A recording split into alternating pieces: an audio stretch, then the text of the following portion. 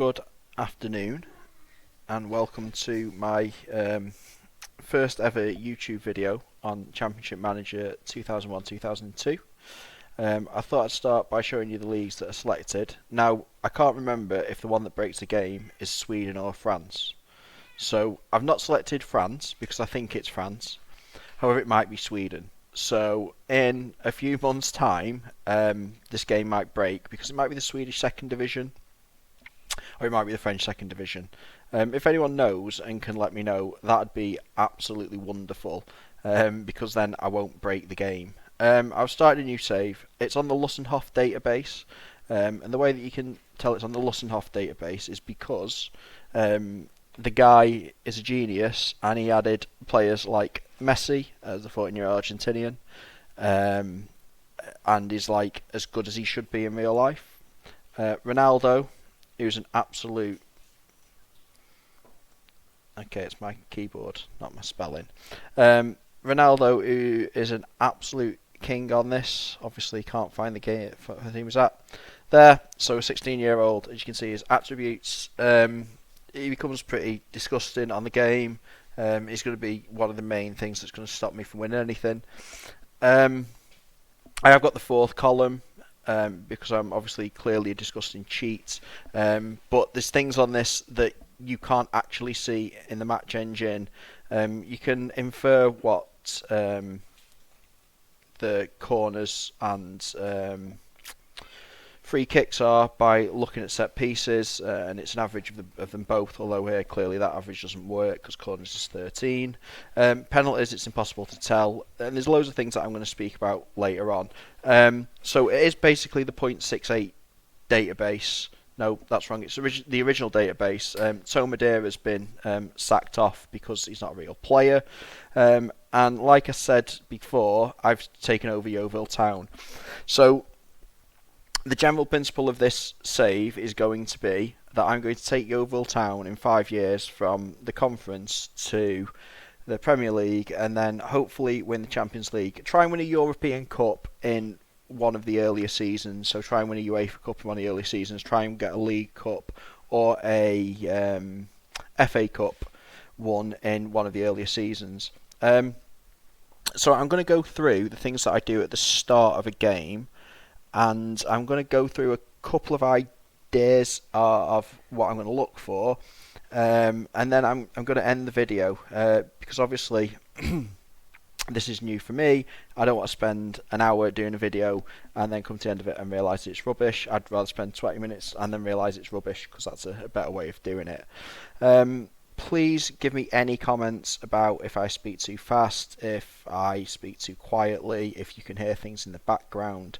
But I'm just going to take you through the things that I do. Now, the first thing is training. Probably not going to do anything with training for the entire game except hire some better coaches.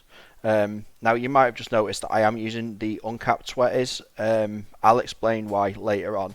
I did say that because I'm not being a scumbag, I'm going to do out-of-the-box formation. I'm going to use 3-5-2. I will mess around with the team instructions and the player instructions later. I'll do it before the first game. So when I get a new game, first of all, I cancel the friendlies because they stress me out.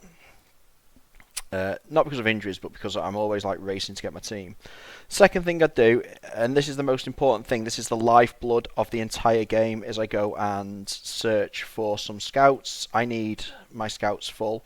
Now, I am asked about, when you look at scout, do you care about any of these pieces of information? You don't. You just want scouts.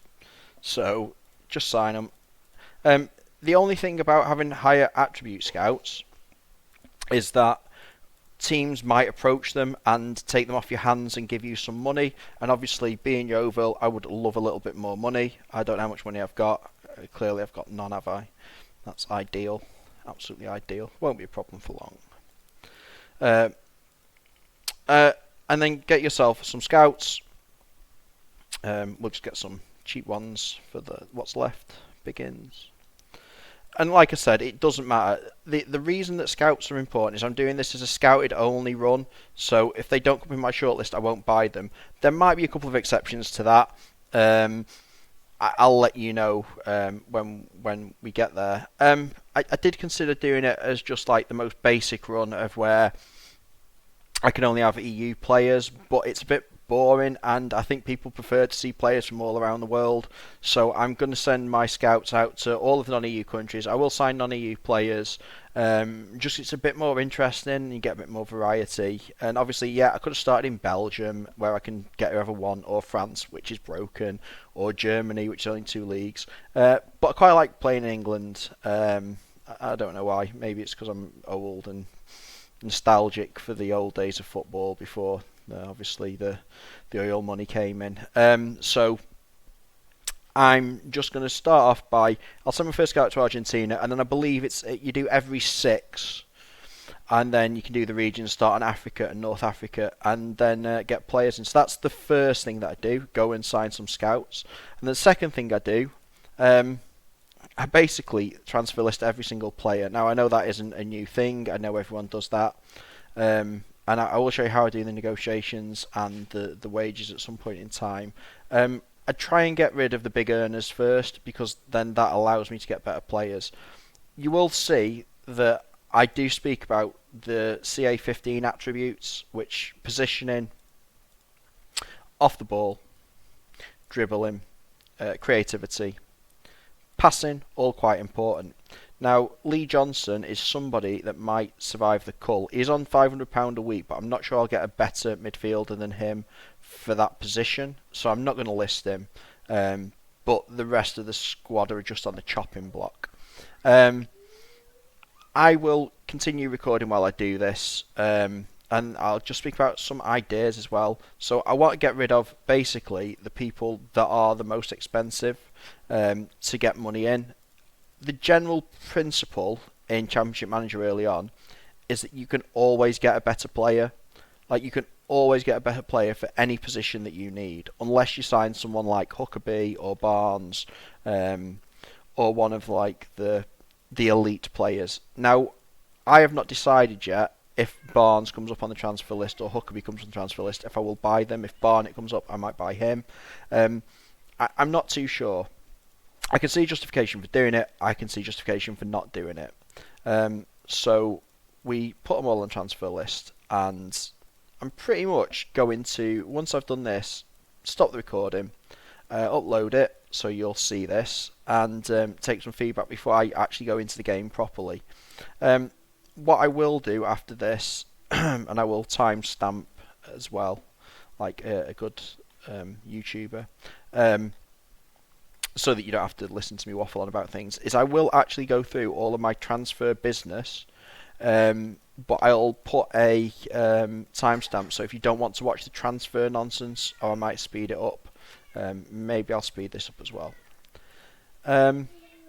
So yeah, that's the start of the game.